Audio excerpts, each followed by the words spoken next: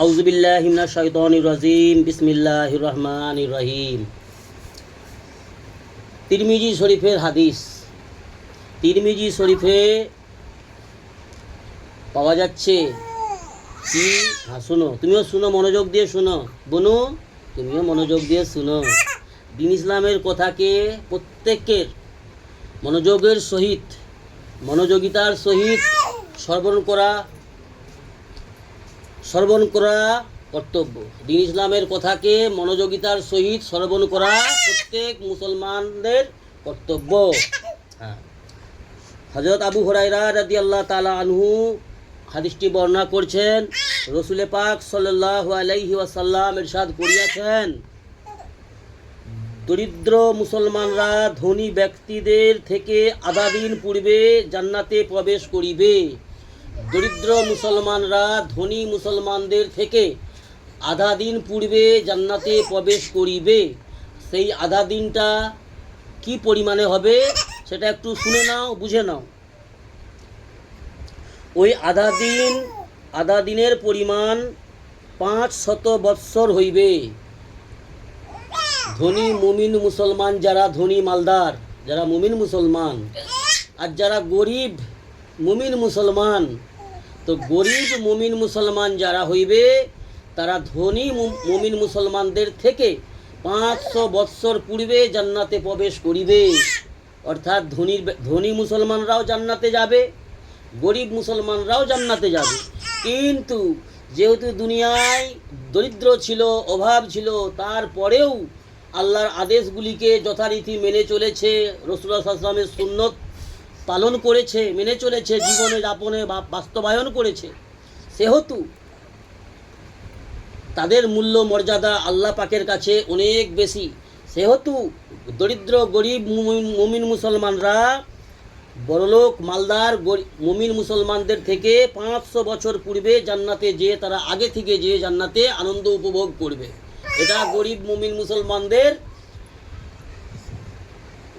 মানে আল্লাহর তরফ থেকে খুশির সংবাদ। বাস মুমিন মুসলমান হতে হবে। জি, ফায়দা। এই হাদিসটাকে বিস্তারিত বুঝাচ্ছে, এই হাদিসটার ফায়দা বুঝাতে চাইছে, অর্থ ভালো করে বুঝাচ্ছে। পূর্ববর্তী হাদিসে যে কথাটি বলা হয়েছে, এই যে হাদিসটা পড়া হলো, দরিদ্ররা ধনীদের তুলনায় 40 বৎসর পূর্বে জান্নাতে প্রবেশ করিবে। অর্থাৎ অন্য এক হাদিসে বলা হয়েছে দরিদ্র মুসলমানরা ধনী মুসলমানদের থেকে 40 বৎসর পূর্বে জান্নাতে প্রবেশ করিবে। অন্য হাদিসে এটা এসেছে।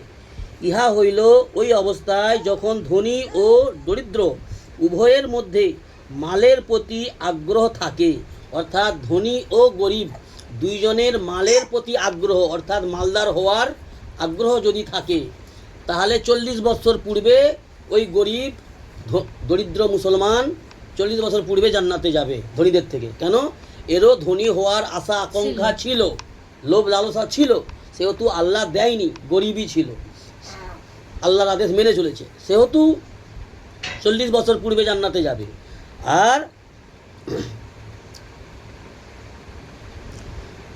আর এই যে হাদিসটি পড়া হলো, এই হাদিসটাতে বোঝানো হয়েছে যেখানে 500 বছর আগে জান্নাতে যাইবার কথা বলা হইয়াছে, ইহার অবস্থা, এই বিষয়টা এমনভাবে বুঝিয়েছেন যখন দরিদ্রদের মধ্যে মালদারের প্রতি আগ্রহ থাকে না।